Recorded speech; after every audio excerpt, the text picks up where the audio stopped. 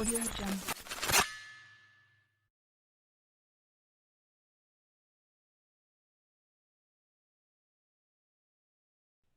Selanjutnya akan saya bacakan CV moderator pada pagi hari ini.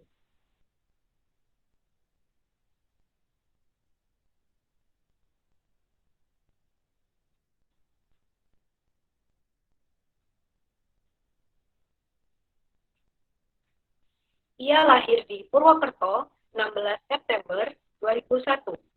Alamat Perumahan Pondok Sriwijaya, Jalan Mutiara nomor 23, Kota Pekalongan, Jawa Tengah.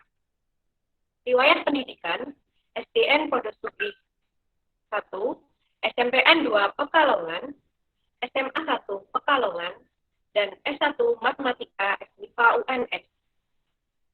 Pengalaman organisasi Palang Merah Remaja pada tahun 2017 sampai 2018 sebagai Bendahara 2, Dewan Ambalan pada tahun 2017 sampai 2018 sebagai anggota bidang giat operasional, dan Himatika FMIPA UNS tahun 2020 sebagai Sekretaris Bidang 2, Kaderisasi dan Pembinaan Anggota. Ia adalah saudari Satriani Hestining Tias Laksono. Acara selanjutnya akan saya serahkan kepada moderator. Kepada saudari Satriani, dipersilakan. Baik, terima kasih kepada MC yang telah membacakan CV saya. Sebelumnya, Assalamualaikum warahmatullahi wabarakatuh. Selamat pagi dan salam sejahtera bagi kita semua. Pertama-tama saya ucapkan selamat datang kepada Bapak Ibu dosen dan peserta semuanya dalam acara Talkshow Magang Mahasiswa Matematika 2020 yang mengangkat tema Perluas Pandangan, Dengarkan Pengalaman, Jalani Magang dengan Persiapan. Dalam acara kali ini, kita akan menghadirkan pemateri-pemateri yang luar biasa pula. Sebelum melangkah ke materi yang pertama, izinkan saya memperkenalkan anggota Komisi Magang Program Studi Matematika FMIPA UNS, yaitu ada Bapak Dr. Sutanto SSI DAA, Bapak Dr. Andes Santoso Budi Wiono MSI, dan Ibu Ririn Setiawati dan Ibu Ririn Setiawati SSI MSc. Selamat pagi Bapak dan Ibu. Langsung saja kita akan memperkenalkan pemateri kita yang pertama. Beliau adalah salah satu dosen kita di program studi Matematika FMIPA UNS. Yang lahir di Solo 2 Maret 1971. Alamat beliau di Jalan Angsana 14 Jatan Permai, Karanganyar, Jawa Tengah. Karya-karya beliau antara lain Direktorat SMA Predita Dirgantara dan Direktur Founder Matematika, pendiri dan dosen Cafe Library, pembina Yayasan Sekolah Alam Bengawan Solo, dan masih banyak lagi. Beliau juga mengikuti organisasi seperti anggota Association of Mathematics Indonesia, Kepala Bagian Kerjasama PPI Prancis pada tahun 1999 sampai tahun 2000, Ketua Redaksi Jurnal Matematika dan Informatika Matinfo FMIPA UNS, dan masih banyak lagi. Beliau juga mengikuti banyak kerjasama riset dan kerjasama edukasi. Tak perlu menunggu lama lagi, langsung saja kita sambut pemateri kita yang pertama, Bapak Dr. Sutanto SSI DEA. Kepada Bapak Sutanto, saya persilahkan. Oke, siap. Bentar ya. Pak moderator mungkin tidak dibalik acaranya. Misalnya saya minta pandangan atau pendapat dari peserta apa yang dia pikirkan tentang magang saat ini. Kalau sekiranya bisa saya kasih waktu barang 5 menit untuk Pak moderator memimpin. Saya mohon diberi keywords barang 1-2 kata, 1-2 kalimat tentang apa itu magang menurut mereka sebelum saya memulai diskusi. Silakan Mbak siapa tadi, Mbak Tias? Satriani, Pak. Hah? Satriani, Mbak. Ya, Satriani. Oke, ya, silakan Mbak Satriani. ya. Bagi peserta mungkin ada yang mau menyampaikan pendapatnya tentang apa itu magang. Bisa Silakan. silakan. MC boleh, moderator dulu juga boleh. Apa itu magang? Persepsinya menurut Anda? Kalau menurut saya magang itu seperti Mhm. pelatihan kerja gitu, Pak. Oke. Ya, kalau menurut Belat- saya. Berlatih kerja tentang apa ya? Kira-kira. Hmm, Mungkin tentang manajemen kerja, Pak. Oke. Jadi berlatih tentang manajemen kerja di sebuah perusahaan atau di sebuah instansi gitu ya? Iya, Pak. Oke. Kalau Mbak Rahma, apa pendapatnya tentang magang itu?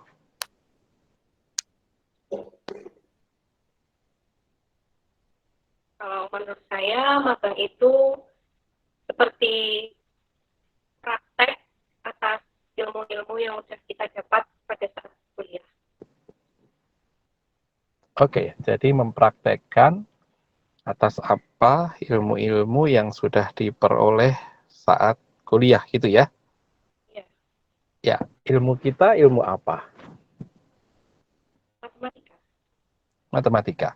Lantas kalau nanti praktek, kira-kira dibayangkan apa yang akan dipraktekkan menurut Mbak Rahma?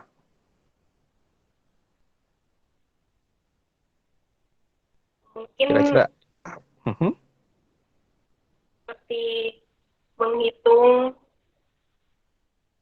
oke, misal magang di BPS gitu Pak, menghitung oke, tentang jumlah duduk. Jadi yang dipraktekkan ilmu statistikanya. statistikanya.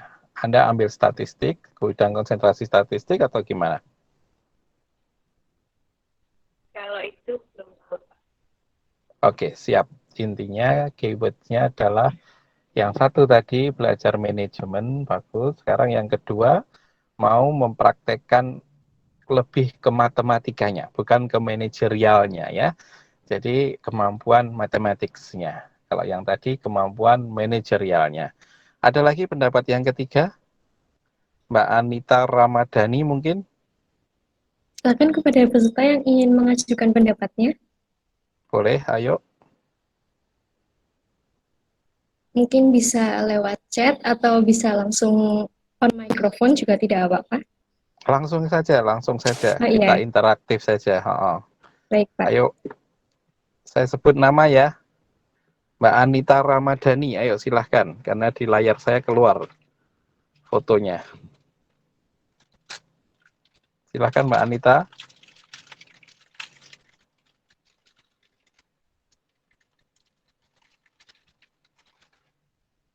Mungkin tidak nyambung. Mungkin ada peserta lain yang ingin Pak, mengajukan pendapatnya, magang Pak. Iya. merupakan Yuk, Mbak Anita nyambung. Ayo silahkan Mbak Anita.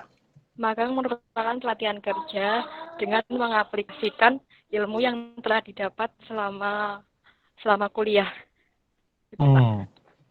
Oke, jadi menerapkan ilmu yang selama ini sudah dimiliki, sudah didapati di kuliah gitu ya. Iya. Oke, sekarang saya tanya Mbak Anita, kalau kemudian perusahaan itu ternyata membutuhkan sesuatu yang apa ya, open problem, permasalahan, yang kemudian kamu lacak ilmunya ini kira-kira pakai apa ya? Ternyata tidak hanya ilmu matematika saja. Itu kira-kira gimana Mbak Anita? Mungkin kolaborasi dengan orang yang memang konsentrasi di bidang ilmu tersebut, Pak. Oke, jadi Anda akan berkolaborasi dengan orang di perusahaan itu, dan kolaborasi itu bisa dimulai dengan berdiskusi dengan mereka gitu ya, mengkolaborasikan ilmu Anda dengan ilmu yang sudah dimiliki oleh orang-orang di perusahaan tersebut gitu ya. Ya. Oke, boleh enggak kalau definisinya kemudian yang pertama tadi adalah belajar manajerial. Yang kedua tadi mempraktekkan pengetahuan matematiknya, keterampilan bermatematiknya. Nah, yang ketiga ini adalah berkolaborasi dengan bidang ilmu lain yang ada di perusahaan di tempat magang untuk kemudian menyelesaikan masalah-masalah open problem yang ada di perusahaan tersebut. Boleh saya simpulkan begitu, Mbak Anita Ramadhani? Boleh, Pak. Bisa. Yes, tolong dicatat. Ini 3 hal, dan 3 hal ini adalah 3 pendapat kalian. Dan kalian boleh mempraktekkan ini ketiga-tiganya di tempat magang nanti. Ya, ada lagi? Silahkan Mbak Satriani dipimpin. Silakan, mungkin dari peserta ada yang ingin menyampaikan pendapatnya lagi.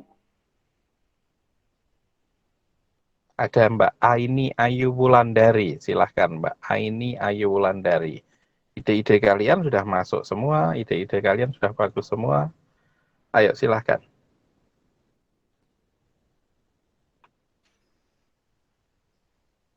Atau yang cowok nggak ada ini ya? Kok cewek semua? Ada, Pak. Nama-nama. Ada ya? Ada. Hamid Muhammad Aras. Siapa ini? Hamid Muhammad. Silakan Mas Hamid. Ini cowok kan? Bukan Iya, Pak, coba. perempuan kan? Ayo Mas Hamid. Apa idenya? Mohon maaf, Pak. Kami Mhm. tidak bisa menyalakan mikrofonnya. Oke. Carikan saya cowok yang lain. Mas Baik. Mustafa Sarifudin. Iya, Pak. Ya, ayo. Tolong kasih gambaran saya menurut persepsi Anda. Apa itu sebenarnya magang menurut Anda? Menurut saya itu magang tuh upaya untuk memperbaiki diri sendiri sih, Pak. Untuk mencoba mengaplikasikan apa yang udah kita pelajari ke dunia yang nyata sih. Oke. Jadi yang kalimat pertama tadi apa? Upaya memperbaiki diri sendiri? Iya, dan menambah pengetahuan gitu, Pak. Oke. Jadi begini, benar sekali kalau Anda ingin memperbaiki diri Anda sendiri, ini saat yang tepat, ya. Nah, ini saya mau cerita begini, Mbak moderator, Mbak Satriani. Kalian belajar di program studi itu kan program belajar ya. Studi itu kan bahasa Inggris. Program itu kan bahasa Inggris, ya enggak? Berarti kalau program studi sebenarnya Anda sedang memprogramkan belajar, ya. Nah, program studinya itu, program belajarnya itu adalah matematika. Anda memprogramkan diri Anda, membuat program buat diri Anda, yaitu mempelajari matematika gitu. Nah, sekarang bertanya lagi, kalau dalam program belajar itu kira-kira ya kompetensi atau kebiasaan apa yang harus dimiliki sehingga nanti kita akan kompatibel, kebiasaan kita akan bisa nyambung dengan apa yang diharapkan di luar dalam pengertian di luar program belajar tadi, ya. Program belajar tadi itu mungkin Anda akan berinteraksi dengan masyarakat, tetangga. Mungkin Anda akan berinteraksi dengan orang di luar rumah Anda, ya. Mungkin Anda akan berinteraksi dengan orang di luar kampus Anda. Nah, ketika berinteraksi ini Anda akan nyambung, gitu loh. Ya. Jadi istilahnya apa itu? Diajak ngomong itu frekuensi ini bisa nyambung gitu loh. Ya, itu. Nah, akhirnya di program belajar matematika itu atau program studi matematika itu diputuskan bahwa kebiasaanmu itu harus ada 3 pokok penting. Yang pertama adalah knowledge, pengetahuan tentang matematikmu itu sendiri. Ya, itu knowledge-nya. Ya.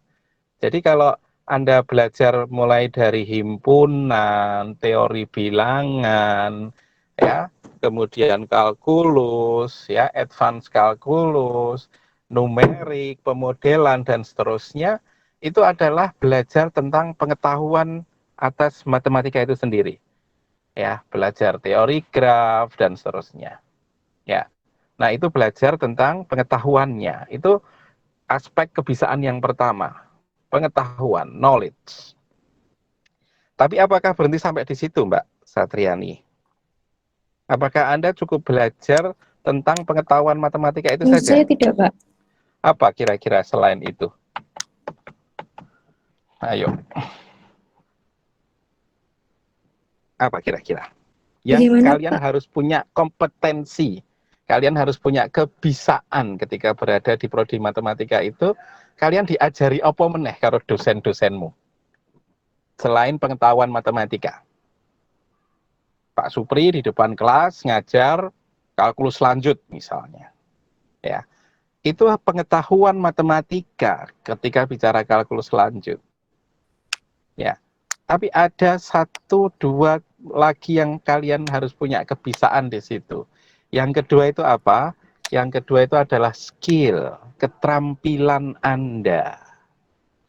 Anda harus punya keterampilan yang ketika Anda memutuskan membuat program belajar di program studi matematika, ya, program studi matematika pun Pak Ketua atau Pak Kepala Prodi itu sudah memutuskan bahwa Anda harus punya skill, keterampilan. Tanpa ada skill, Anda lulus tidak mungkin kemudian bisa menggunakan matematiknya itu. Ya, skill apa kira-kira Mbak Satriani yang selama ini sudah Anda peroleh, ya, angkatan 2018 dan yang lainnya misalnya, Anda kira-kira punya skill apa di dalam proses belajar di program studi matematika?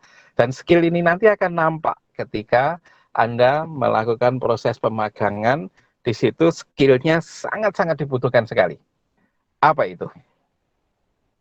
Apa, Mbak? Kira-kira menurut Anda? Mungkin public speaking, Pak.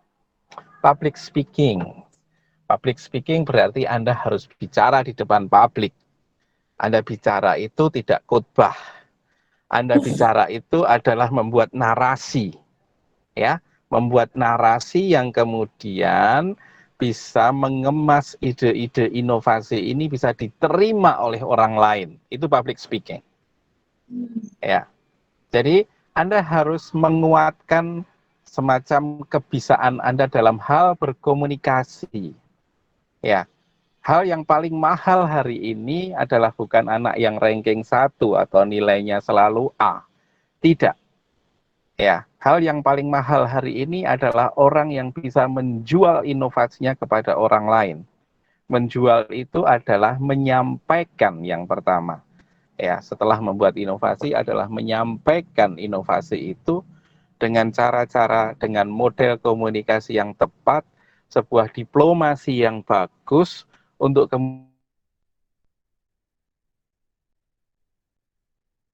maupun secara kolektif bisa menerima ide-ide kita. Ya. Nah, itu kalau Anda bicara public speaking. Ya. Artinya di situ ada communication skill. Cara mengkomunikasikan dengan baik, ya, baik lisan maupun dalam bentuk tulisan. Maka Anda harus sadar kalau setiap kali diminta membuat tugas, disuruh nulis, itu sebenarnya Anda sedang dilatih untuk berkomunikasi melalui tulisan. Dan ketika Anda sekarang mungkin di kelas diajak berdiskusi, seperti ini tadi kita berdiskusi, ya, melalui daring, itu sebenarnya Anda sedang diajak untuk berpikir urut, ya, bagaimana cara menuangkan atas apa yang ada dalam renungan-perenungan pikiran Anda ke dalam ke dalam model komunikasi lisan, ya. Karena sebenarnya ini kebisaan yang harus dimiliki oleh orang matematika. Dia punya skill berlogika yang baik dan berdialektika yang benar. Ya. Jadi satu huruf saja di dalam matematika misalnya, Anda punya omega misalnya, Anda punya X misalnya, itu sebenarnya adalah sebuah dialektika. Itu sebenarnya adalah satu simbol yang mewakili kumpulan dari kalimat yang mungkin susah sekali kalau dijelaskan satu-satu. Ya, maka Anda cukup dengan X itu adalah variabel random misalnya. Nah, itu adalah Anda sebenarnya sedang berlatih, ya, mempertemukan logika dan dialektika di setiap saat Anda mengikuti mata kuliah di kelas itu tadi. Nah, kemenangan orang matematika di dalam communication skill adalah dia mempunyai satu ruang di mana logikanya ketemu dan kemudian menciptakan narasi-narasi atau dialektika-dialektika yang ketika didengarkan orang lain itu sangat runtut. Ya, sehingga ide inovasinya bisa diterima oleh orang lain. Itu Mbak, skills yang pertama yang Anda sampaikan ke saya. Mungkin ada skills yang lain yang mungkin selama ini sudah Anda peroleh. Silahkan, ada yang punya ide yang lagi? Ada punya ide yang lain? Apa Mbak? Dari peserta ya, Pak? Iya Mbak Satriani juga boleh, peserta juga boleh. Mungkin dari peserta dulu aja, Pak. Oke, Dari peserta silakan. mungkin ada yang mau menyampaikan skill apa yang kira-kira dibutuhkan. Ya, Izin silakan Mbak Nina. menanggapi. Saya mau mengutarakan sedikit ya, Pak. Mungkin Oke, problem wajahnya solving. dikelihatkan boleh. Iya, Pak. Masih pakai daster mungkin. Oh, sudah. Ayo. Ya, Yuk, silahkan Mbak Hestini. Gimana? problem solving yang kita dapat dari Bapak Ibu dosen selama mengajar. Karena kan selama ini saya banyak lihat dari Bapak Ibu dosen udah mengajarkan ilmu-ilmu matematika dan gimana cara kita mengaplikasikan ilmu matematika lewat gimana cara kita menyelesaikan masalah di sekitar kita lewat ilmu yang kita punya, kayak gitu Pak. Seperti yang Pak Tanto kita kuliah, banyak sekali hal yang bisa kita aplikasikan di kehidupan nyata, terutama open problem seperti yang Pak ajarkan. Oke, Gitu, Pak. jadi problem solving, saya setuju. Problem solving ini sebenarnya juga kategori kebiasaan dalam hal pengetahuan matematika, tapi bisa juga dia menyeberang kepada kemampuan skill kita. Ya, jadi orang yang selalu menangkap bahwa ini ada masalah, berhasil merumuskan ini loh masalahnya, ya, baru setelah itu dia dengan kekuatan algoritma berpikirnya, dia bisa merumuskan ini loh tahapan solusinya. Perkara ketika menyelesaikan tahapan solusi itu akan menggunakan ilmu-ilmu yang lain, itu urusan nanti.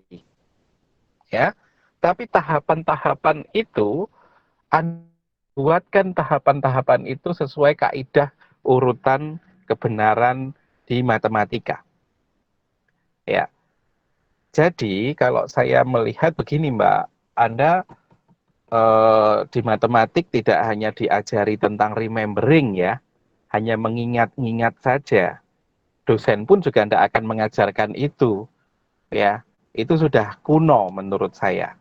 Hari ini kemampuan yang diminta di luar adalah bukan kita menciptakan mahasiswa yang hanya punya kemampuan remembering atau mengingat. Kalau itu sudah diserahkan ke Google rampung. Ya. Misalnya soal ujiannya adalah tuliskan rumus dalil L'Hopital. Ah, nggak apa, sis gak payu itu. Wis kuwi buka Google wis ketemu. Ya. Sudah tidak bisa.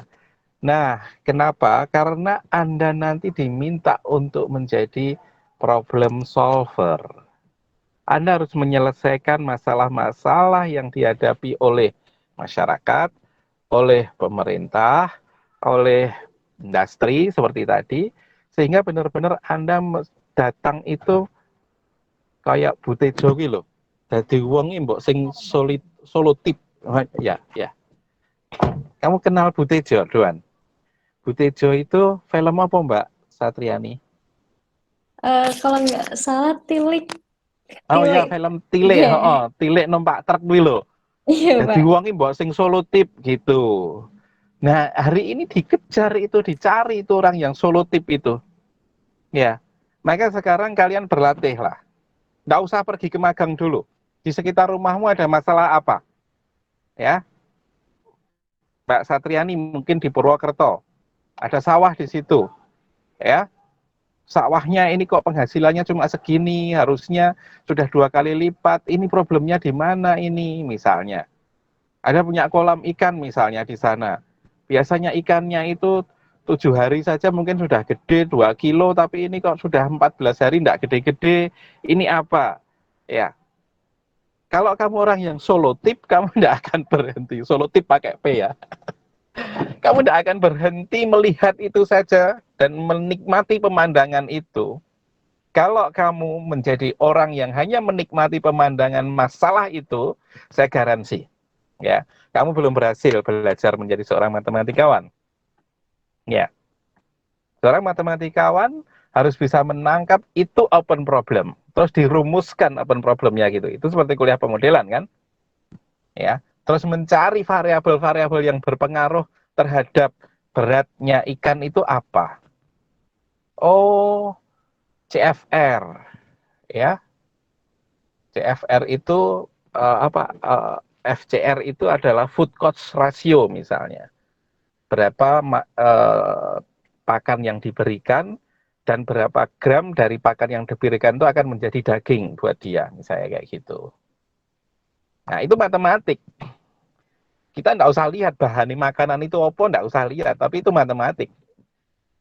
Begitu nanti kamu magang di perusahaan yang besar, ada problem, ada ikan reso gede-gede, nah itu saya minta FCR-nya Pak, mana datanya? Oh, nggak punya itu, tak buatkan modelnya. Nah, akhirnya kamu oleh perusahaan, bocah ini solutif banget ini. Nah, kalau ditegok, itu anak Ibu Tejo ya? Bener Pak. Selesai sampai di situ. Ya. Kenapa bisa solutif? Orang matematika itu harus dituntut understanding. Dituntut harus punya kemampuan kognitif levelnya itu understanding. Itu harus. Itu dong. Ya. Dengan dong itu kamu mengetahui, menguasai masalah yang sedang dihadapi. Ya. Ini nek ra dong-dong diterangke dosennya ora mudeng-mudeng, aku ora understanding. Maka ketika nanti keluar kelas, ya ngadepi permasalahan ya ora dong-dong, ora mudeng-mudeng. Nah itu bahaya. Nanti Anda bukan menjadi problem solver, tapi malah justru troublemaker di masalah-masalah kehidupan sehari-hari. Ya. Nah, ini level yang Anda wajib punya. Tapi tidak berhenti sampai di situ. Yang Anda bisa lakukan sebenarnya adalah dengan kemampuan matematik itu melakukan kemampuan analitik, analisa bahwa kalian ketika mendengarkan ada masalah ya 1 hektar sawah kok hanya menghasilkan 0,5 ton, ini jadi piye toh? Ya, itu variabelnya apa toh? Oh, variabelnya ini. Hubungannya ini dengan ini apa toh? Aku pernah ikut sinau korelasi. Diukur, ini berapa datanya, ini berapa datanya, korelasinya kayak apa ya? Oh, korelasinya kuat. Nah, berarti di sini. Itu kemampuan menganalisa, Mbak. Ya.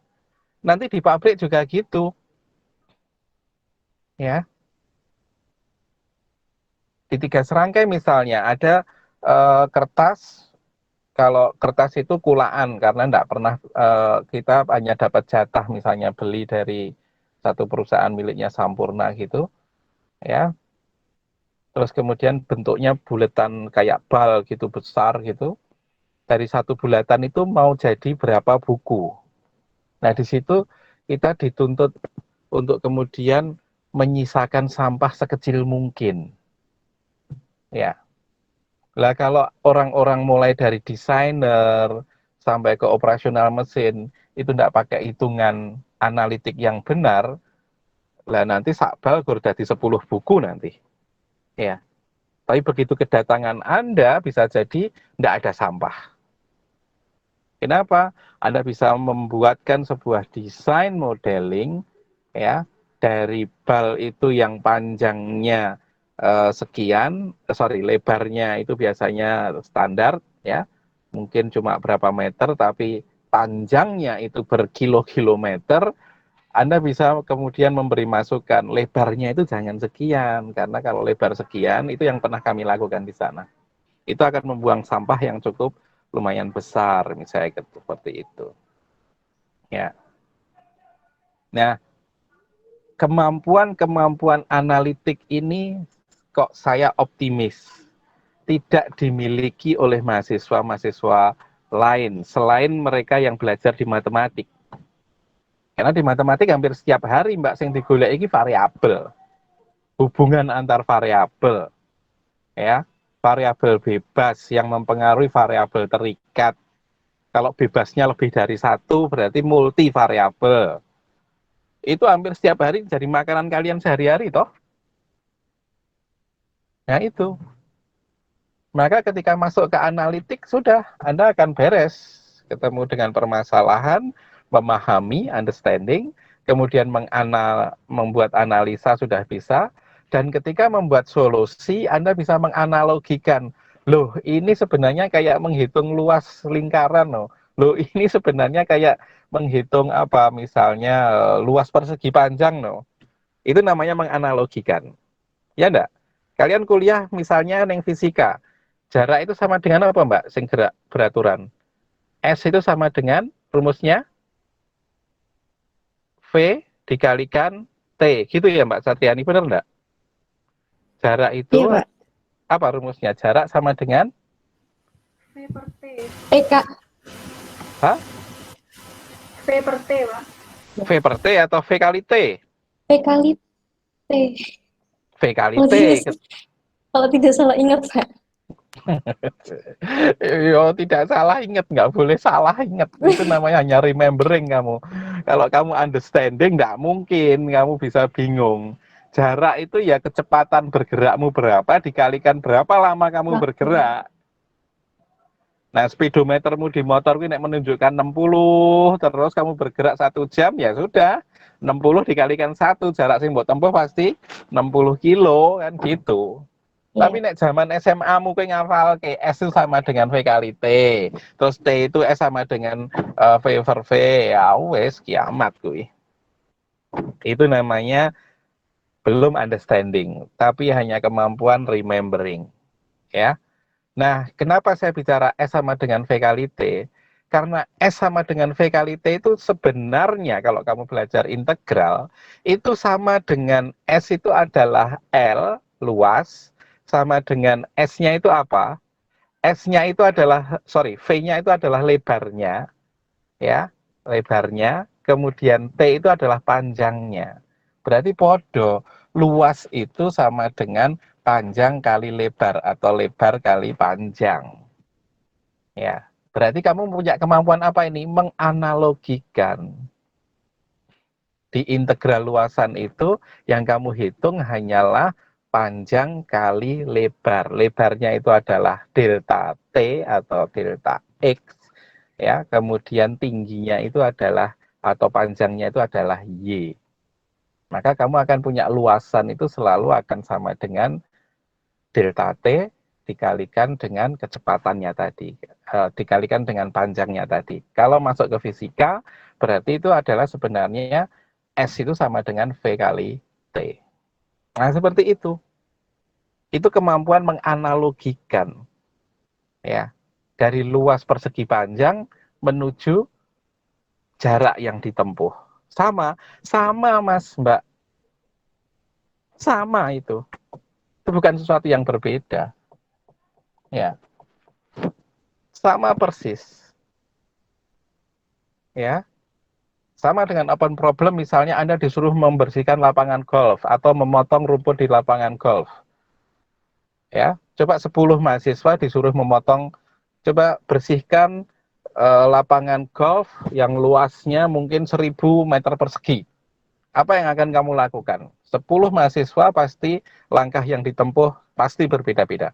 Ada yang dari pojok kanan, ada yang dari atas, ada yang dari pojok kiri, atau malah ada yang dari tengah menuju ke kiri ke kanan. Nah, itu kalau Anda analogikan, itu pada bermain algoritma. Persis seperti ketika Anda belajar algoritma, startnya dari mana, kemudian main if then-nya, oh dikumpulkan dulu di tengah, baru diambil sampah. Oh kumpulkan semua ke pojok, baru diambil. Ada yang salah?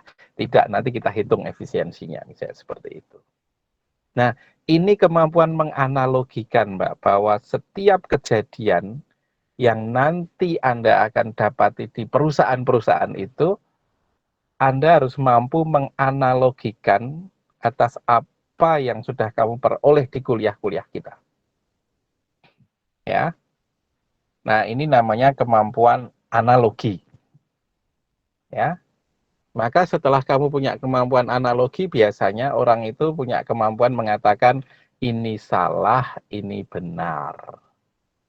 Ini oke, ini enggak oke. Gitu.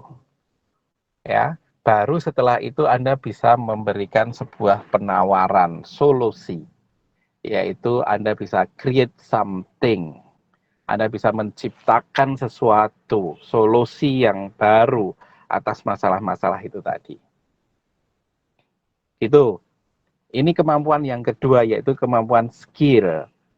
Jadi, kalau kembali ke magang, matematikmu wis oleh, tapi skillmu juga harus mbok kumpulkan kalau mau pergi magang. Kalau enggak punya skill ini, kalian enggak bisa magang itu tadi. Kon dadi tukang fotokopi ning BPS. Kon fotokopi tok. Mbak tulung ki di fotokopi, Mbak iki tulung diketike. Lah memang skill saya ngetik. Memang skill saya tukang fotokopi ya. Kalau gitu ya enggak usah sinau ning matematika, sinau ning buri kampus kan nek toko fotokopi itu. Ya. Itu. Nah, sekarang kebiasaan yang ketiga selain knowledge matematik, skill adalah attitude. Nah, sikap kalian. Ya. Sikap kalian. Yang pertama mungkin sikap religiosity-nya bagus, ya. Sehingga ketika masuk ke tempat di sana nanti orang-orang benar-benar respect. Kalian akan bisa dihormati orang lain karena kalian menghormati alamnya, menghormati lingkungannya, menghormati tempat kerjanya, karena takut kepada Tuhannya kalau membuat kerusakan di mana-mana. Nah, itu sikap-sikap attitude yang diharapkan. Dan orang matematik itu punya attitude yang sangat-sangat luar biasa. Dia selalu bicara berbasis pada fakta, data. Ya, sehingga hampir mayoritas orang-orang yang bicaranya berbasis fakta data ditunggu nasihat-nasihat dia oleh orang lain. Dan attitude ini yang akhirnya membawa ujungnya adalah kebanyakan mayoritas orang-orang kita itu orang-orang yang jujur. Gitu. Kalau orang sudah jujur, maka yang bersangkutan itu berani ngomong, Mbak. Ya. Berani terus terang ngomong, mohon maaf Pak itu keliru gitu. Ya, mohon maaf Pak itu silahkan diteruskan, itu bagus sekali, misalnya seperti itu. Nah itu dibutuhkan hari ini. Ya, kita butuh orang-orang yang benar-benar gentleman, yang benar-benar mau mengatakan ini salah, ini benar, tapi berbasis pada data, berbasis pada kemampuan analisa. Itu yang disebut dengan critical thinking. Jadi berpikir kritis itu basisnya adalah data, fakta, referensi yang ada, bukan sekedar mengkritisi oposisi, enggak. Ya. Nah, attitude ini, sikap ini, itu yang hari ini sangat dibutuhkan sekali, Mas, Mbak. Ya. Jadi ada 3 ya, saya ulangi. Knowledge, pengetahuan matematik, saya serahkan kepada kalian selama ini sudah berkuliah di program studi matematika. Ya. Lantas yang kedua tadi adalah skill yang sudah Anda sebutkan semuanya. Ya. Lantas kemudian yang ketiga adalah attitude Anda sendiri. Sikap Anda sendiri. Ya. Tidak boleh mau masuk perusahaan bar parkir bingung ngubengi perusahaan bingung golek tempat parkir yang ngendi, goleki terus tapi nggak mau tanya. Padahal ada di lantai basement. Muter terus. Kayak jane cah ngendi to kae. Satpam wis bingung, kayak cah kuliahan atau apa? Nek ndak ngerti kok ya ora teko, misalnya kayak gitu. Itu attitude, Mbak. Ketakutan terus. Begitu bar diparkir, mau tanya ke satpam takut lagi. Ya. Terus akhirnya balik ke rumah. Besok kon ngeterke orang tua nih ke tempat magang. Nggak bisa. Ya. Anda harus punya attitude seperti yang saya sampaikan tadi. Ya. Nah, 3 hal ini betul sebagai bekal Anda nanti magang di tempat kerja itu. Ya. Nah, kalau terkait dengan problem tempat magangnya, Prodi sudah punya MOU dengan perusahaan-perusahaan yang ada selama ini, ya. Misalnya di bidang industri tadi sudah disebutkan 3 serangkai, ya. Ada juga perusahaan tekstil yang sangat luar biasa, Pak Lilik Setiawan itu anggota Kadin juga. Beliau sangat benar-benar ingin sekali dibantu oleh orang-orang yang bisa merumuskan open problemnya dan merumuskan solusinya. Ya. Dan kemarin di 3 serangkai memang juga proven, artinya yang bekerja di sana di level-level manajer-manajer utamanya adalah alumni matematika. Artinya memang kemudian dengan matematik, cara berpikir matematik yang datang itu memberikan solusi yang menguntungkan buat perusahaan. Itu terbukti. Ya. Kemudian kalau mungkin di bidang pendidikan, karena saya melihat jujur alumni-alumni matematik ketika kita tracer kebanyakan rata-rata ya, itu malah menjadi tentor, kalau nggak jadi tentor jadi guru, jadi dosen. Berarti kan sebenarnya kemampuan pedagogiknya juga tidak ada salahnya kalau kemudian Anda melakukan magang di tempat-tempat di institusi pendidikan. Di sana bisa melakukan riset matematika untuk sekolahan, untuk kampus, dipersilahkan. Ya, saya di Pradita Dirgantara, kalau Anda mau membantu membuat riset tentang matematika yang baik untuk pengajaran, ya, karena Anda menguasai matematik secara makro utuh, maka mengajarkan satu potongan tentang integral tadi, Anda mungkin lebih fasih, lebih bagus. Atau Anda bisa menyelesaikan problem soal-soal olimpiade matematika misalnya. Atau mungkin sekarang Anda punya model matematika untuk menyelesaikan item test respon itu ya. Jadi model UTBK kemarin kan dengan model skolastik itu di dalamnya kan ada soal logika, tapi bagaimana cara menilai dan seterusnya itu kan basisnya kan model probabilitas itu. Nah, kalau Anda bisa menyambungkan itu ya, menjelaskan itu dengan baik ke sekolah-sekolah, kemudian kepada guru-gurunya Anda beritahu tentang apa itu tes skolastik dan bagaimana itu menghitung scoringnya, dan ternyata dalam scoringnya menggunakan model probabilitas, ya kan? Item test respon kan gitu. Soal itu kalau dikerjakan 1000 orang, soal nomor 1, kalau banyak yang benar, berarti soal nomor 1 kan dianggap mudah. Karena probabilitas orang yang mengerjakan benar banyak sekali. Atau probabilitasnya mendekati 1 misalnya.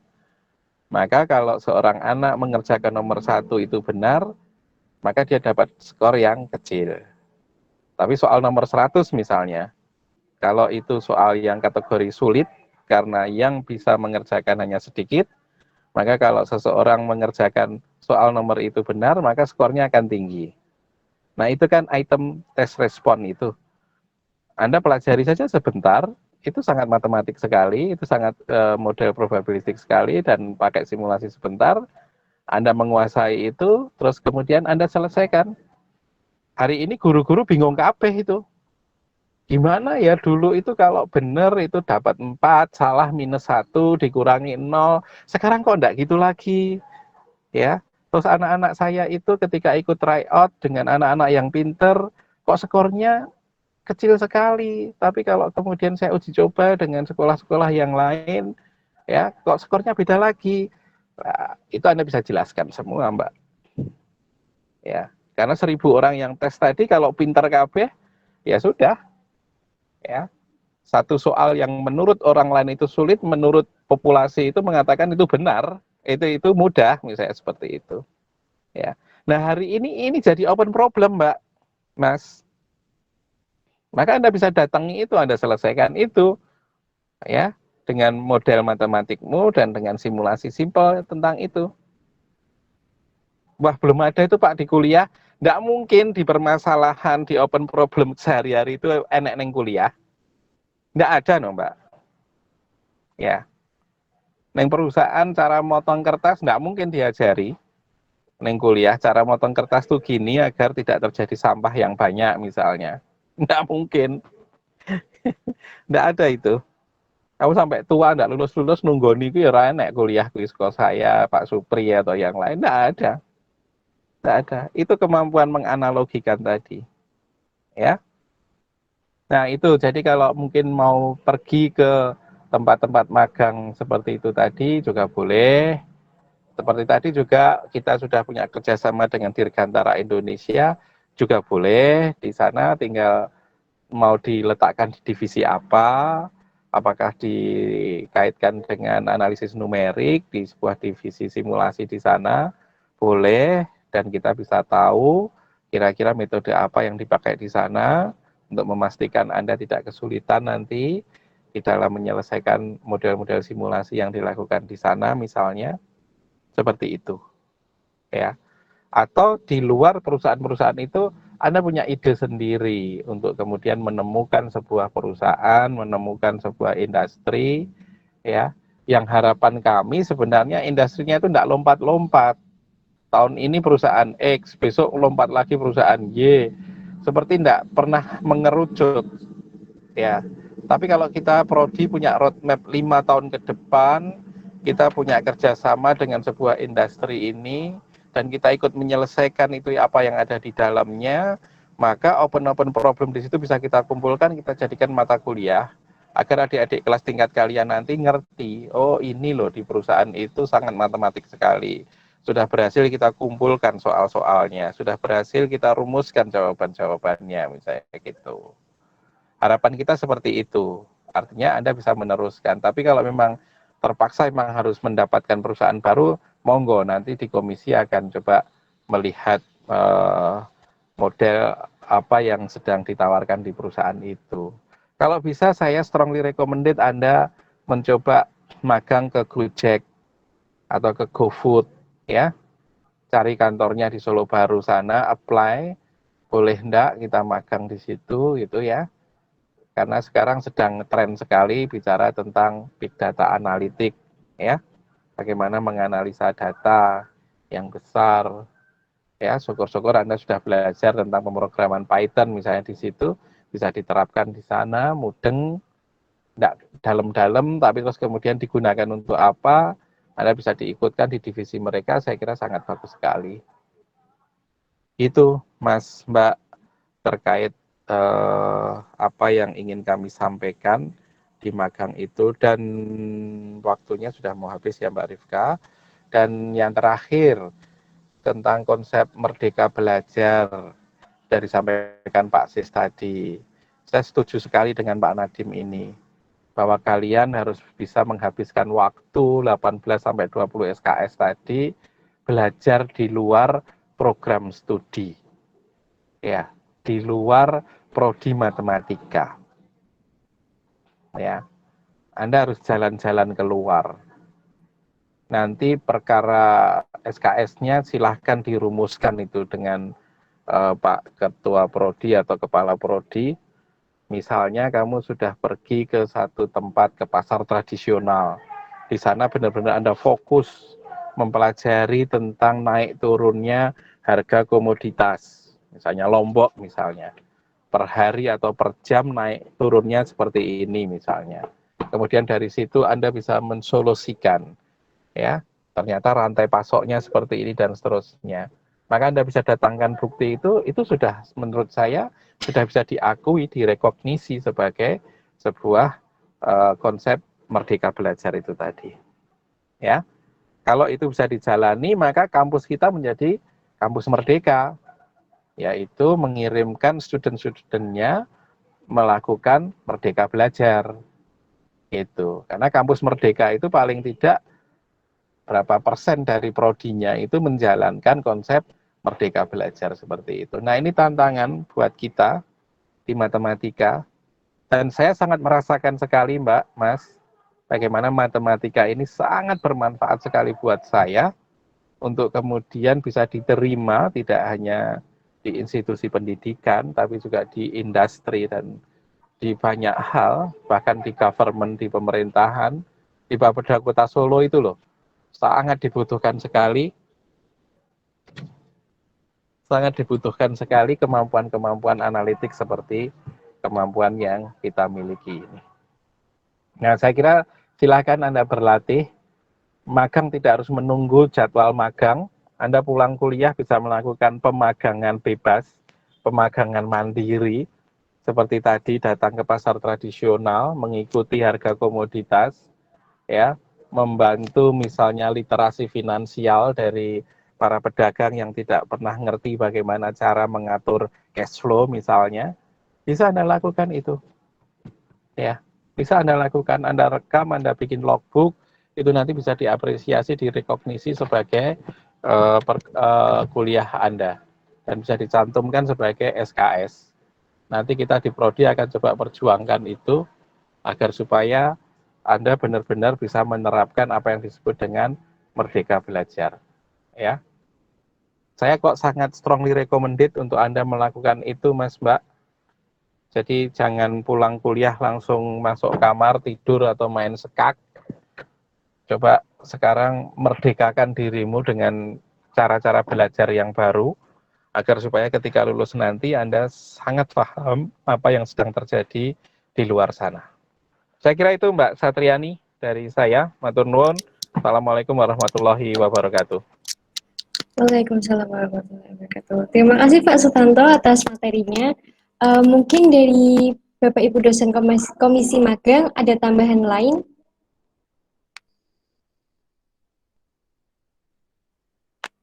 Mungkin dari Pak Santoso atau Bu Ririn? Belum, Mbak. Belum. Pak Santoso bagaimana?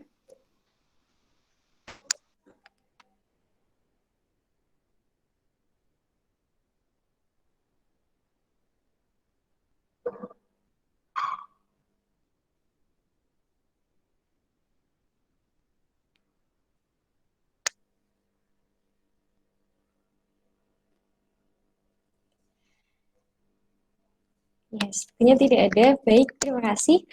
Kita lanjutkan acara selanjutnya saja. Ya, baik Bu. Acara selanjutnya itu sesi tanya jawab. Pada sesi tanya jawab ini akan dibuka untuk 3 penanya terlebih dahulu. Kepada peserta yang ingin bertanya bisa mengirimkan kata #izin bertanya di room chat. Lalu jika saya selaku moderator sudah mempersilakan, penanya tersebut bisa menyalakan mikrofonnya dan menyampaikan pertanyaannya. Silakan bagi yang ingin bertanya.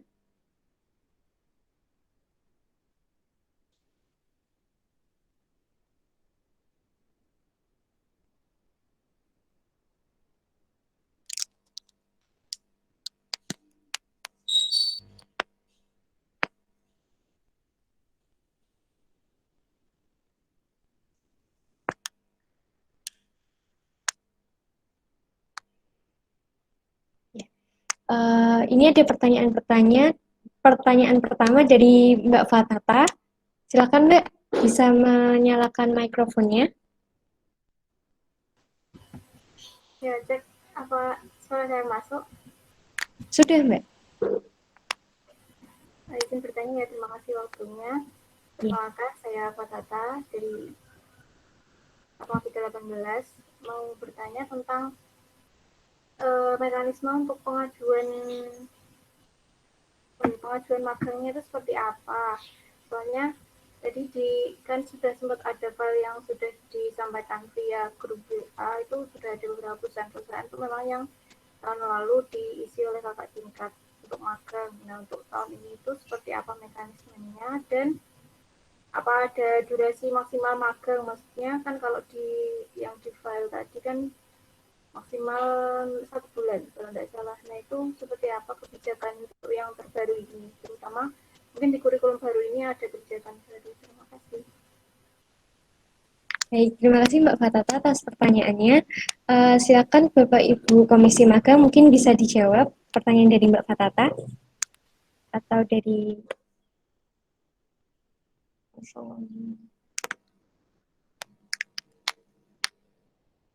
Monggo silahkan Bu Ririn atau yang lain silahkan. Saya tak standby ya. Baik Pak, mungkin dari Komisi Magang, Bapak Ibu Komisi Magang. Iya Mbak, Iya, saya coba untuk menjawab nggih. iya, Bisa Bu. saya share materi terkait dengan prosedur pengajuan KMM?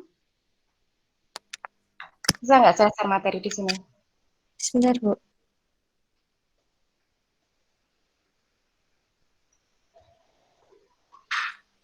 Operatornya siapa ya? Iswatu Bu, sebentar. Oh ya.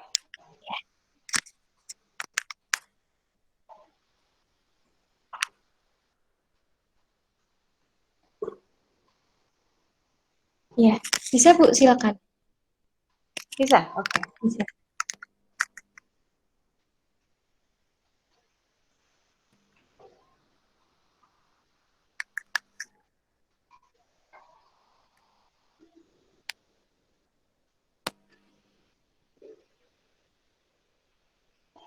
Sudah kelihatan?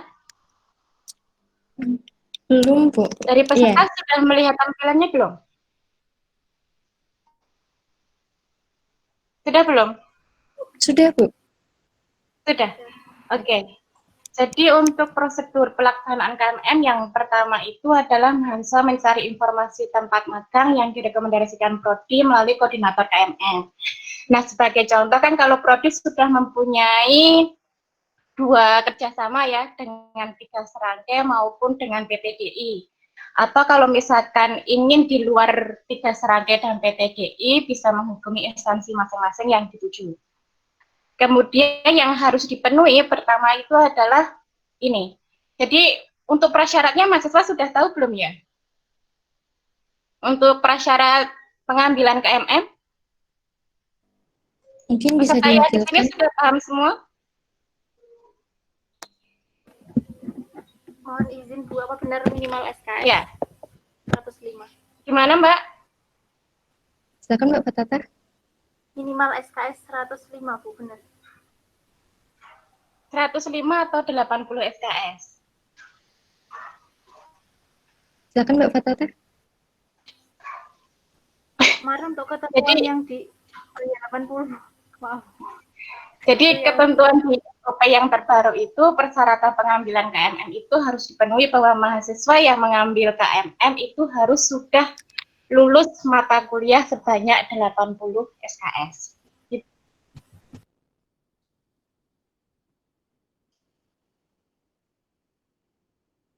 Itu ya. Kemudian mahasiswa itu mendaftarkan diri ke koordinator KMM dengan menunjukkan KHS bahwa pernah mengambil mata kuliah metode penelitian.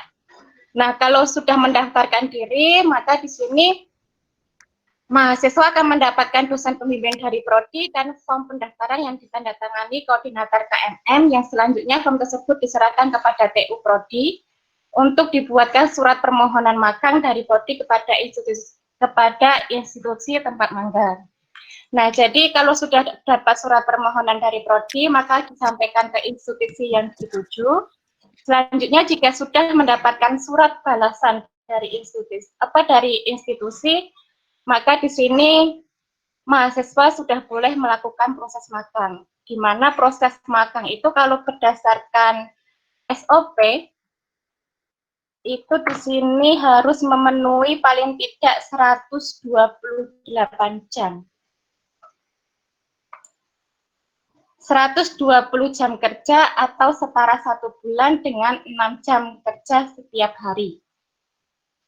Nah, itu terkait dengan prosedurnya ya. Mungkin ada yang ditanyakan lagi atau yang belum jelas? Silakan dari Mbak Fatata, mungkin ada feedback.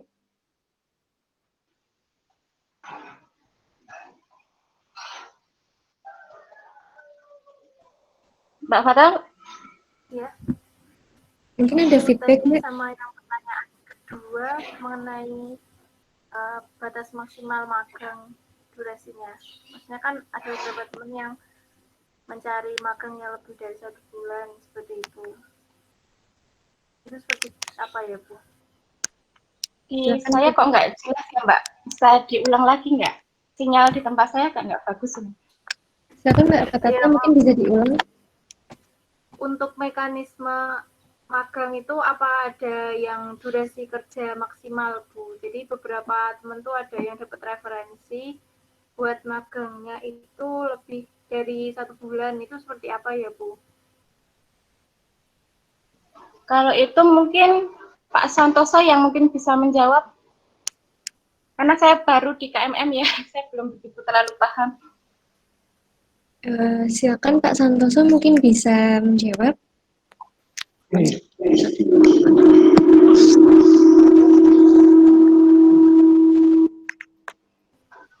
Ya, sebentar. Ya, jadi pertanyaannya gimana tadi, Mbak? Halo, bisa dengar suara saya ya? Bisa, Pak.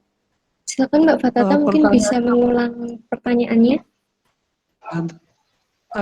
diklik dulu Untuk apanya, durasi mic-nya, Mbak.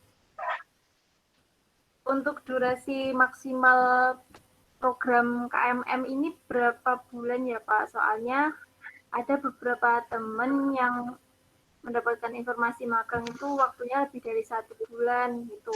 Itu ada mungkin ada teknis yang harus dipenuhi seperti apa? Iya, iya. Jadi maksudnya tadi sudah dijawab ya, jadi kira-kira ya 25 hari sampai 1 bulan gitu. Terus ini pertanyaannya, apakah mungkin lebih dari itu gitu ya? Ya. Iya, Pak. Ya kalau memang diperlukan seperti itu ya perlu kebijakan khusus ya. Jadi selama ini itu ya, selama ini 25 hari sampai 30 gitu. Tapi kan mungkin saja tempat magangnya bisa mengharuskan misalkan 2 bulan atau 3 bulan. Ya, itu mungkin juga ada kebijakan khusus yang perlu dibicarakan gitu. Tapi normanya itu ya yang sudah dilakukan sekarang 25 hari sampai ya 30 atau 1 bulan. Begitu Mbak ya. Kalau memang misalnya tempat magangnya menghendaki harus 3 bulan, itu ada kebijakan khusus nanti ya. Gitu. Sudah terjawab belum? Bagaimana Mbak Fatata? Apakah sudah terjawab atau ada feedback lagi? Terima kasih, Pak. Terima kasih, Bu Ririn. Sama-sama. Ya, sama-sama. Terima kasih Mbak Fatata atas pertanyaannya. Untuk penanya yang kedua, ada dari Mas Nafis Saiful. Silakan Mas, bisa menyalakan mikrofonnya. Cek, suara saya kedengaran nggak? Iya, Mas, kedengaran. Oke, bismillahirrahmanirrahim. Izin bertanya kepada Komisi Magang. Kan itu syarat untuk mengambil mata kuliah magang itu kan syaratnya sudah mengambil matkul metode penelitian. Sedangkan matkul metode penelitian itu versi kurikulum terbaru ini itu tayangnya itu di semester genap atau semester 4. Nah, jadi pas pas semester selanjutnya itu apakah bisa mengambil mata kuliah magang sekaligus berbarengan dengan mata kuliah metode penelitian? Itu saja dari saya. Baik, terima kasih Mas atas pertanyaannya. Silakan Bapak Ibu dari Komisi Magang bisa dijawab pertanyaannya.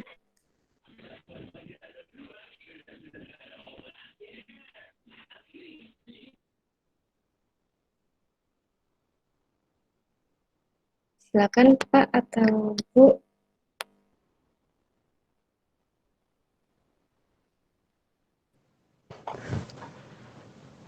Tadi pertanyaannya terkait dengan mata kuliah yang harus diambil terlebih dahulu gitu ya Mbak Satriani ya, betul? Iya Pak. Jadi harus ada mata kuliah yang sudah diambil dan dinyatakan lulus gitu kan. Terus itu menjadi bagian dari persyaratan untuk Anda pergi magang, gitu ya. Pertanyaannya menjadi apa? Apakah misalnya ada mata kuliah yang belum diambil, yang bersangkutan boleh pergi magang gitu? Gitu Mbak? Mohon maaf Pak, bisa saya tanyakan ke penanya ya. Untuk Mas Nafis mungkin bisa diulangi pertanyaannya? Pertanyaannya yang seperti apa?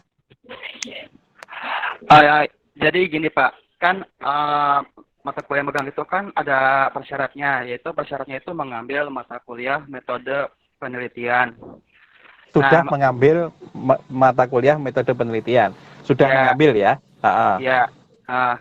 Itu kan di kurikulum terbaru itu kan sayangnya di semester 4 atau semester genap. Sedangkan ya otomatis angkatan kita kan belum, angkatan 2018 kan belum mengambil. Nah, nanti semester depan itu apakah bisa mengambil mata kuliah metode penelitian berbarengan dengan mata kuliah magang itu? Oh, bisa. Karena kan ambil mata kuliah dulu terus nanti pemagangannya kan di saat kalian libur kan? Iya, Pak. Jadi enggak apa-apa.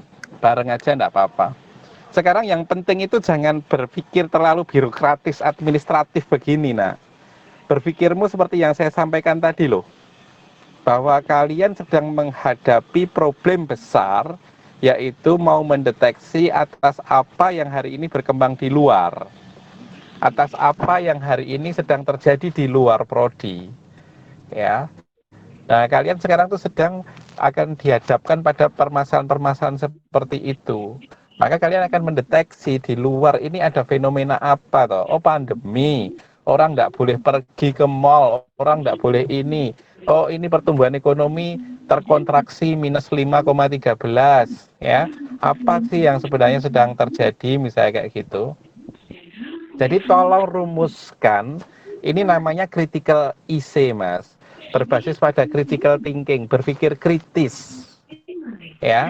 Terus dari situ nanti ditulis menjadi sebuah critical IC, ya. Nulisnya enggak harus Time New Roman atau Arial, terus fontnya ukuran berapa, enggak usah mikir itu. Tapi tuliskan dulu bahwa ini loh problemnya yang saya memang tertarik menjadi prioritas bagi saya untuk saya pelajari gitu. Nah, setelah itu nanti Anda bisa menentukan, oh nek gitu Mas, kuwi magange sampean nenggon DepQ wae. Kamu magange neng lewat BPS saja kalau mau bicara analisa pertumbuhan ekonomi di satu kota misalnya kayak gitu. Itu Mas. Jadi saya terus terang sangat strongly recommended kalian berpikir itu tidak terjebak pada administratif birokratif seperti ini. Ya. Bahkan anak-anak 2019 kalau memang sudah punya kesadaran untuk berpikir kritis seperti tadi dan kemudian melakukan pemagangan-pemagangan dan melakukan kegiatan-kegiatan dalam kategori merdeka belajar tadi, lakukan Mas, Mbak. Buat logbooknya, ya, buat reportnya. Nanti tinggal aturan-aturan di prodi, kalian ikuti saja. Oh, fontnya harus Time New Roman. Oh, spasinya harus 1,5. Itu bukan membuat kalian susah. Yang hari ini susah buat kalian itu kan itu tadi, mendeteksi sebenarnya. Open problem di luar tadi itu apa sih? Terus kemudian dari open problem itu mana yang membuat kalian itu tertarik? Untuk secara priority, memprioritaskan itu menjadi hal yang harus kalian selesaikan. Dan itu menjadi sesuatu yang menarik untuk kalian selesaikan. Gitu nak, ya. Seperti pandemi hari ini kan menarik sekali. Orang mau belajar matematika kesulitan. Ya, bagaimana solusinya? Orang mau pergi ke pasar, enggak boleh. Lah terus gimana? Bener kan? Ekonomi terkonstruksi -5. Begitu 2 kuartal minus semua, Anda lihat negara akan masuk resesi ekonomi. Kalau resesi ekonomi itu variabelnya apa saja? Anda kan harus mengikuti yang begini-begini. Ini sudah di depan mata kita problemnya. Kita jangan jadi penonton semua. Dan itu membutuhkan matematika kita semua. Terus nanti magangnya di mana, Pak? Anda mau ke BPJS? BPJS boleh. BPS boleh. Ke Bapeda boleh. Ya. Bapeda Kota Solo atau Bapeda Kabupaten di mana Anda tinggal, boleh. Di sana ada bagian ekonomi yang selalu mencatat perkembangan per bulan, per kuartal, pertumbuhan ekonomi, inflasi yang terjadi juga ada semua itu, Pak. Misalnya seperti itu, ya. Gitu. Jadi dari beberapa pertanyaan saya mengamati Anda lebih melihat menyoroti pada urusan administrasi pemagangan, birokrasi pemagangan. Buat saya itu tinggal buka aturannya wis diwaca dadi kuwi. Ya. Yang hari ini mau kita diskusikan sebenarnya menjadi prioritas adalah esensi-esensi pemagangan seperti ini tadi. Itu Mas, Mbak, ya. Jadi yang sifatnya administrasi, birokrasi, tata cara, tata letak, ya, bajunya harus apa, nanti ikat pinggangnya harus warna apa gitu, kau buka saja lah itu di aturan. Kita tidak terlalu pusing dengan itu, nah, menurut saya. Ya, itu nak biar kalian berpikir merdeka belajar betul. Kalian sudah merdeka hari ini. Jangan kemudian berkutat pada urusan kancing baju harus warna putih dan seterusnya, itu nanti akan membelenggu kebebasan Anda. Itu. Baik, terima kasih Pak Sutanto. Ya, sama-sama. Untuk Mas Nafis mungkin ada feedback atau tanggapan lain? Dari saya cukup. Ya. Belum ada feedback. Terima kasih. Terima kasih Mas atas pertanyaannya. Untuk penanya yang ketiga yaitu dari Mbak Niti. Silakan Mbak Niti untuk menyalakan mikrofonnya dan menyampaikan pertanyaannya. Iya, cek suara saya masuk? Masuk, Mbak. Ya, terima kasih. Selamat pagi Bapak Ibu dosen dan semuanya, teman-teman. Saya mau tanya tentang yang magang bersertifikat tadi itu, kaitannya, tadi kan disampaikan oleh Pak Sis itu, kaitannya dengan kampus Merdeka Belajar itu, maksudnya magang bersertifikat itu yang seperti apa dan bagaimana, apakah udah bisa diterapkan di prodi matematika atau belum, atau bagaimana? Terima kasih. Baik, terima kasih Mbak Niti atas pertanyaannya. Silakan dari Bapak Ibu Komisi Magang bisa dijawab.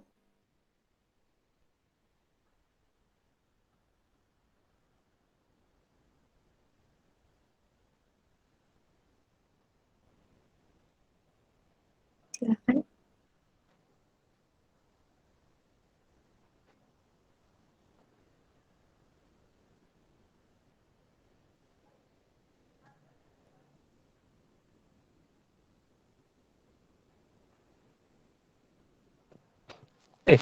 Ada pertanyaan lagi ya? Halo, iya, halo? Pak. Halo, Pak. Iya. Sorry, saya sedang kontak dengan Mandiri, Bank Mandiri. Gimana? Pertanyaannya gimana? Untuk magang bersertifikat itu apakah sudah bisa diterapkan di prodi matematika seperti itu, Pak? Bisa. Sangat senang sekali kalau ada lembaga institusi yang bisa mengeluarkan sertifikat seperti 3 serangkai, sudah mengeluarkan sertifikat khususnya untuk prodi kita, sudah akan dikeluarkan sertifikat dari 3 serangkai. Jadi kalau Anda bisa menemukan institusi yang sampai di finalnya mengeluarkan sertifikat setelah Anda berhasil mungkin memberikan solusi atas persoalan-persoalan di perusahaan tersebut, dan dia bisa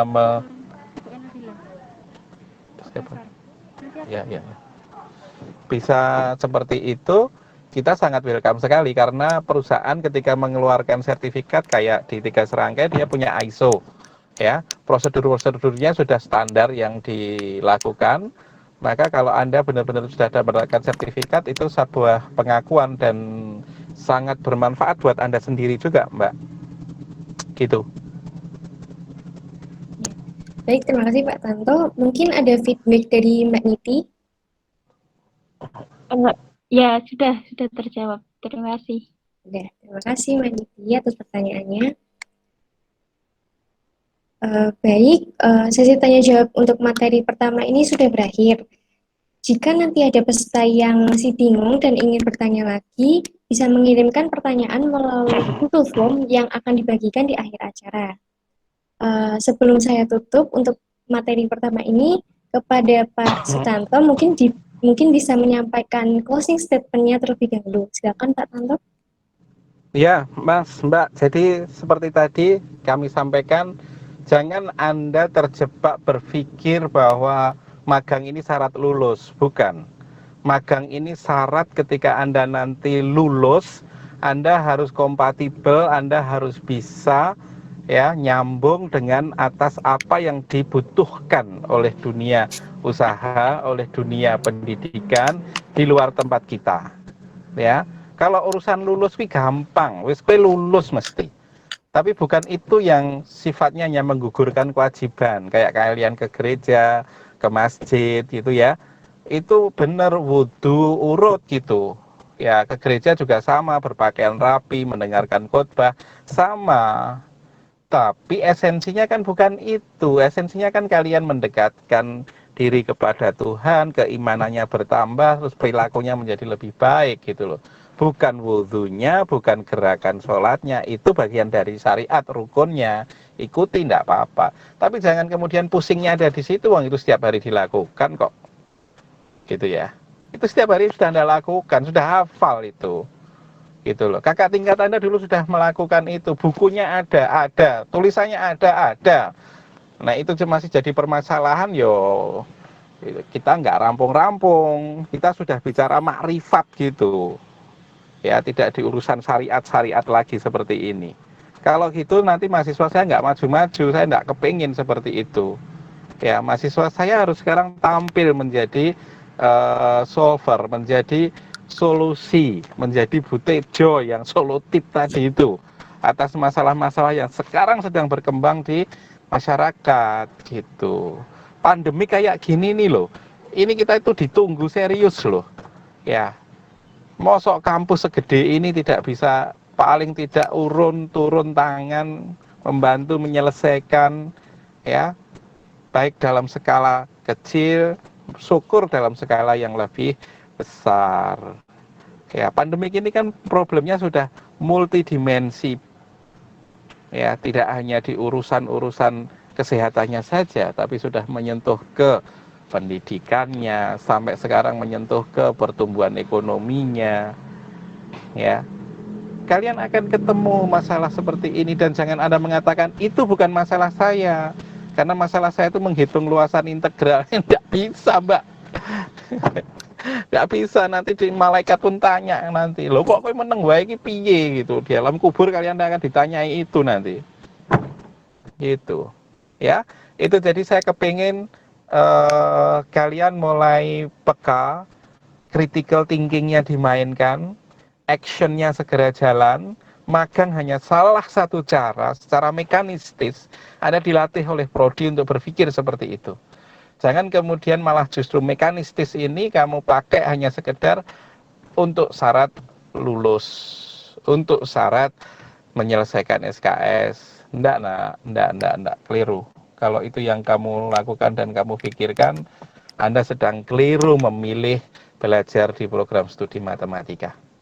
Dan Anda akan keliru nanti memilih hakikat bahwa sesungguhnya kalian bukan untuk lulus menyelesaikan soal-soal kuliah. Tapi kalian harus lulus menyelesaikan soal-soal kehidupan ini yang terjadi.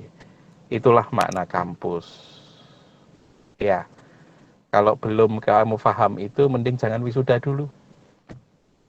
Ya. Jangan pakai toga dulu. Tak boleh. Orang yang pakai toga itu adalah orang yang sudah bisa memahami kehidupan di sekitarnya dan menyelesaikan kehidupan di sekitarnya. Bukan menyelesaikan soal ujian semesteran. Bukan. Ya. Kalau hanya lulus itu, Anda hanya dapat nilai sama dapat kertas selembar yang ditandatangani rektor. Kalau hanya itu besok kalian bisa cari itu kertasnya itu. di fotokopian banyak. Ya. Tapi kamu cari sertifikat magang tadi, ya. Kamu cari pengakuan-pengakuan seperti itu tadi, itu kok kayaknya menurut saya akan sangat berharga sekali buat bekal Anda ke depan. Gitu, Nak. Kalau Anda butuh meeting-meeting seperti begini, undang saya, enggak ada masalah. Tidak harus pakai acara yang resmi-resmi, tapi ngumpul, ayo kita diskusi seperti begini. Enggak apa-apa. Kita alokasikan waktu bareng 1 jam, 1,5 jam, diskusi magang, lanjut itu magang 02 misalnya gitu, ini baru magang 01 misalnya. Itu ya Mbak, matur nuwun, saya pamit ya. Iya. Saya tak lanjut acara yang berikutnya. Iya, baik. Terima kasih Ya. Kak Sutanto.